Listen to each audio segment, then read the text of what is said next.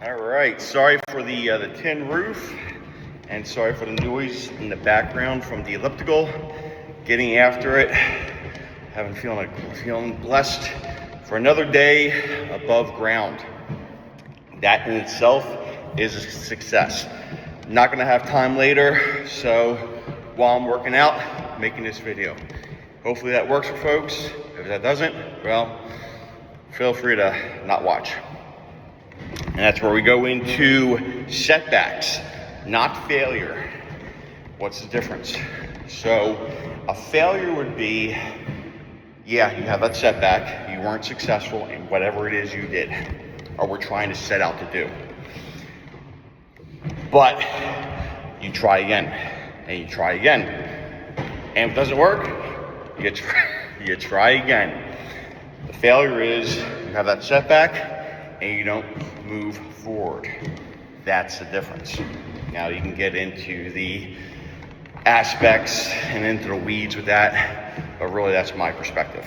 And I think it's the most right one because, hey, you never fail until you freaking stop going to move forward. Having that resolute mindset to climb further. Thus, have that resolute climb in your life. I have had plenty of setbacks, a lot of failures too. Why did I fail? Because I stopped moving forward with that. Now, we're going to get into a little bit about, even if you're not successful, you have that setback and you don't move forward with it, that in itself is not necessarily a failure, which we're not talking about yet, but we're going to get there. So, if you've watched my introductory video, or you've watched any of the podcasts that I've been a guest on, there have been plenty of instances where I had setbacks in life, failures in life when I was a kid. And again, setbacks, failures, a lot of things that were done to me that I didn't have a lot of control over. Because, hey, you're a kid, and there's only so much you feel you have control over. Now, when I was 19, I was still 18, I made the decision to join the United States Marine Corps, hence Semper Fi, shortened for Semper Fidelis, which is Latin for always faithful. And so I talked to a recruiter, and I was like, wow, maybe I can really do this. Because up to that point, I was going to join either the Air Force or the Navy. Couple reasons. One, the Air Force and the Navy, I knew, well, if there's a war, why do I want to fight for rich men and have all that kind of stuff? And hey, there's some truth to that. I understand. Why would I want to get into a gunfight? So, and plus, I was terrified of joining like the Army or the Marine Corps and not being physically able to.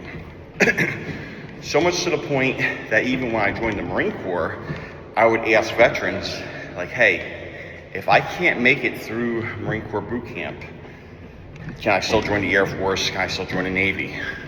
Because I had that mindset, which was the wrong mindset, that I'm already going to fail. Okay, so I ended up finding myself in the Marine Corps recruiter's office.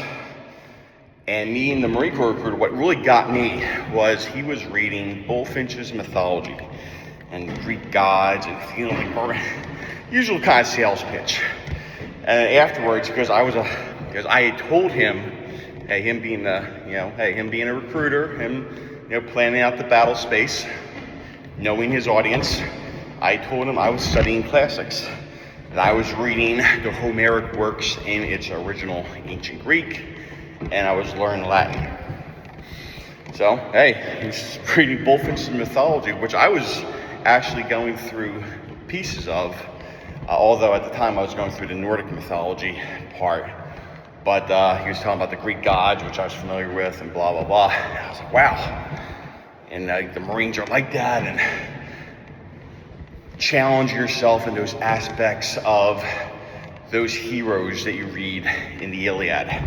Hector, Achilles, even to an extent Paris, at certain points, Priam, Diomedes. And I was like, wow, And at the end, he said, "Is there a reason why you shouldn't join the United States Marine Corps?" I was like, "I can't think of a reason. This sounds great." And so I ended up joining the United States Marine Corps. So we go through the paperwork, we do the ASVAB. I can't quite remember if I did the ASVAB, practice ASVAB before or after. I think it was before I actually said I'm going to do it. And then afterwards you take the actual ASVAB, which is the Armed Service Vocation Assess Battery, something, ASVAB. So, that being said, you have to do an initial strength test before you even ship to boot camp. Make sure you're ready. Because when you get down to boot camp, whether that's at I went to Parris Island, South Carolina for boot camp, or you go to Marine Corps Recruit Depot, San Diego. I was just there yesterday working out and was actually doing a video there. So I went to Parris Island. The 4 days after you get to Parris Island or San Diego, whatever, at the time at least, you're gonna do an initial strength test. And I think I wanna say 3 pull-ups, like 50 crunches, and a run in like, a mile run in like 15, like ridiculous time. A mile and a half, I think, in like 15 minutes. I mean, basically just fast walking. Even at this point, I can make it a mile and a half in 15 minutes, as I'm an older man. So, I'm like, all right, so we do the initial strength test practice. I'm thinking, and I'd never really exercised up to this point. Yeah, I played volleyball, I played a little basketball, I played a little baseball, but nothing like really pushing myself physically. And my recruiter asked me, "Well, what do you think you're gonna get?" I was like, 5. I got up on that pull-up bar, yeah, and I crashed and burned. And I could not get one. He's like, "Okay, that's fine. Let's see where you're at in the crunches." And I'm a bigger guy, so about the same type of belly that I have now. When I had Dan, probably bigger. And I'm like, ugh. And I barely passed. And I think he was being generous. I think I had to get like 50. He's all right. So now we're gonna do a mile and a half run. I think he started way off at a mile. And then we're gonna see where you're at.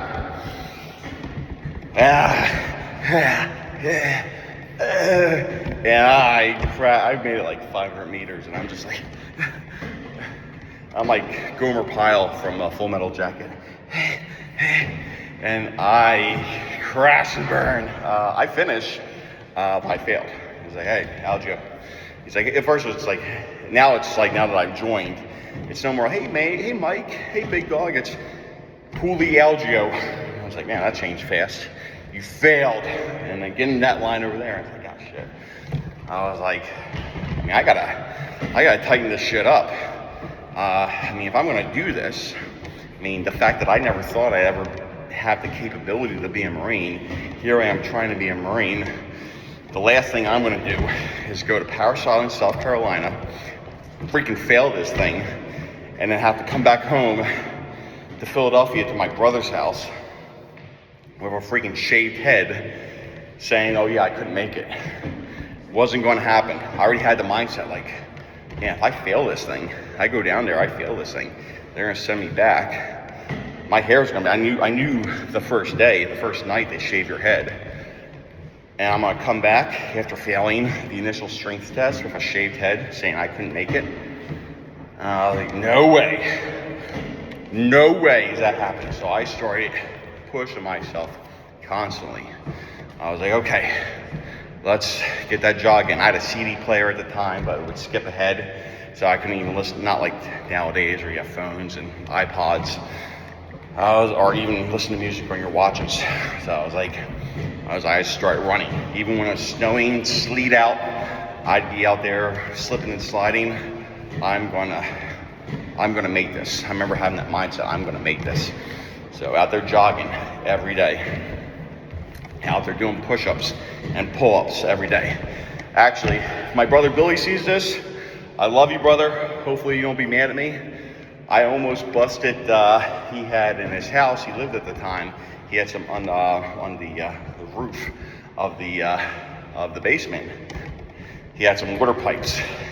And I'd get up there and I would crank out the some pull-ups to the point of one time, I'm like, yeah, I'm like really pulling myself up, and I nearly freaking cracked that thing. So, Billy, if you see this, I almost cracked your water pipe, man. So, but didn't. Still love you, brother. And then I'm getting ready, and I get down to Paris Island, head shaved, and it's a day of the initial strength test. And I'm like, oh, shit. Here we go. I think I knock out like 6 pull-ups, past the crunches, barely, because they're counting a little bit more stringently. And then I passed the run, by like a minute. So I wasn't like blowing anybody's hair back, but I passed. I'm like, all right, that's fine. But at this point, I haven't done dick. So I need to keep pushing myself. No way am I getting past this, because Marine Corps boot camp, it's 3 months. By and large, it could be longer, especially if you get rolled back for injuries or you get sick or for whatever. But I was like, I'm not going back with a shaved head. And at a certain point, you made mindset, like you get past crying in your pillow. I think for the first week I cried in my pillow because they're getting yelled at and all kind of good stuff. I wasn't used to this type of environment, like most young people. But made it through, man. I'm not ashamed to say, for the first week of boot camp, I cried in my pillow. Then afterwards, you kind of get used to it, and then at a certain point, you're getting yelled at, you're just, sir, and just kind of roll on. So that was a setback that I had. First day in the Marine Corps recruiter's office, not being able to do a pull-up. Having that mindset, I'm going to be able to pass this. So what other setbacks did I have? Let's talk about Everest. So we've talked about, if you've seen previous videos, you've seen that on the second day, I was seriously considering going back. I just couldn't breathe. I could barely walk. I was like, you know what? My guide has got to feed me. So I'm gonna have this mindset, I'm gonna make it to lunch. Okay, after lunch, I'm gonna make it to snack. After snack, make it to my break. And it's like, I'm gonna make it through this. Okay? This is a dream come true to be here. I'm gonna keep pushing. And what did I do? Made it to the base camp of Mount Everest. Same thing with Kilimanjaro. Although I was a little bit younger when I did Kilimanjaro, so I never had the mindset I'm gonna turn back. I was gonna keep pushing. Even the day before, summit day on Kilimanjaro, when I got really, really, really sick, I kept pushing because it'd be easier to go up and down than just to go down. And sometimes it's like that in life. Sometimes it's easier to push forward than to go back. Because I think it's Winston Churchill who said, if you're in hell, why would you want to stay? Keep moving.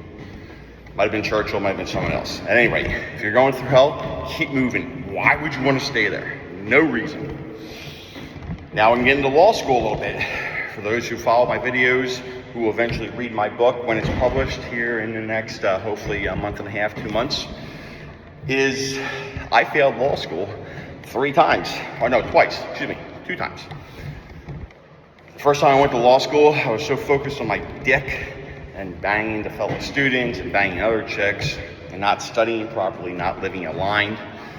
I got into law school, and after a year of that, they told me to go, and this was like a lower tier law school. I'd applied to UCLA and USD, and UCLA and USD told me to go piss off, and I got into Thomas Jefferson School of Law, which is a local law school in San Diego, and they told me after a year of me, obvious I wasn't getting in, I'm gonna go piss off. I'm like, all right, that's fine.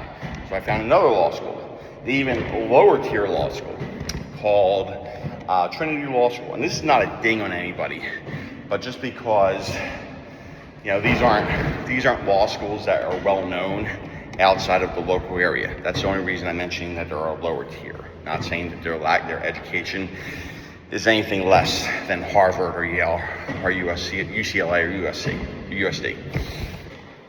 So I made it to Trinity Law School in Orange County. Did their law program. After a year, I freaking failed out like a champ. I'm like, okay,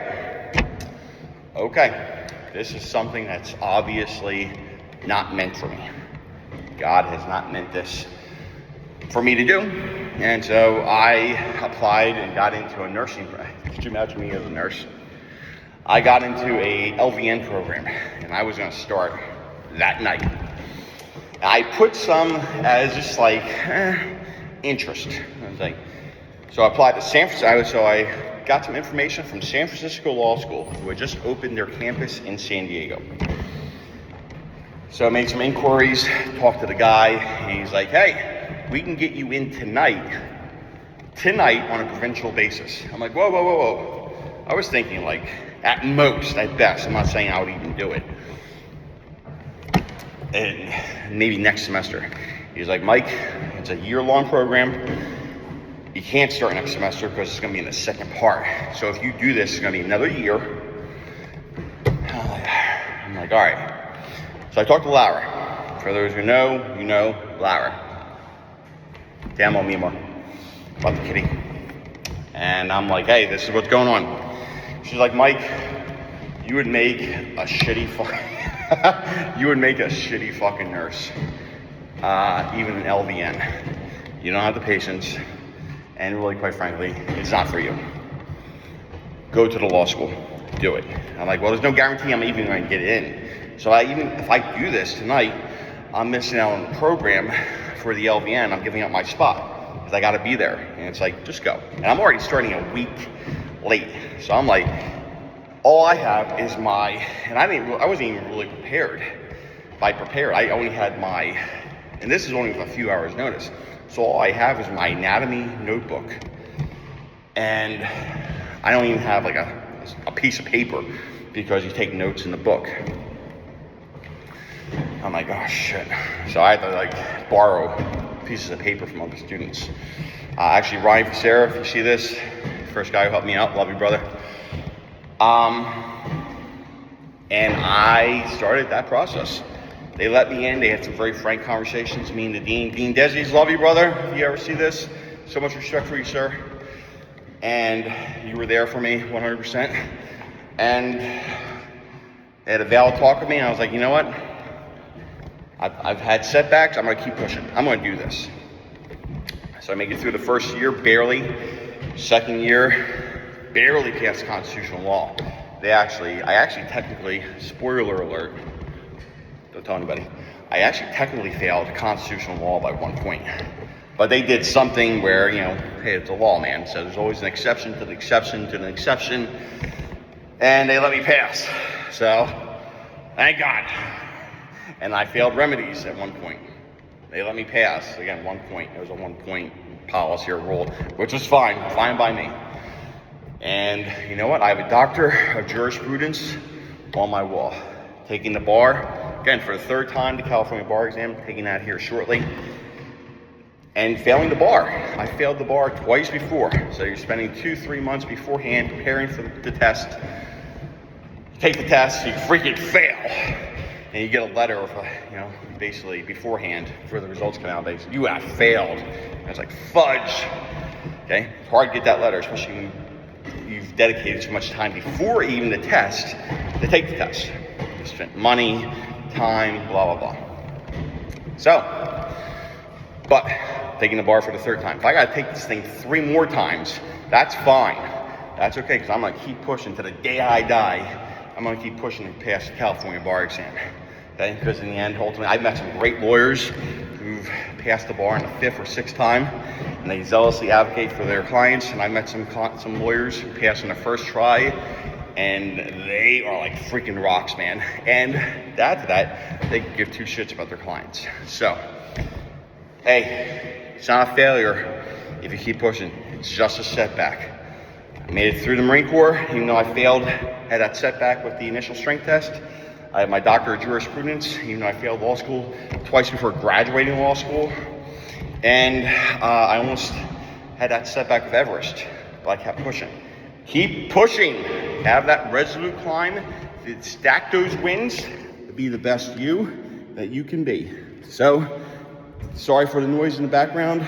Not going to have time later today, but wanted to do this video because I think it's important. Now, let's get those weights, because in the end, ultimately, Really? Nobody cares. Work harder.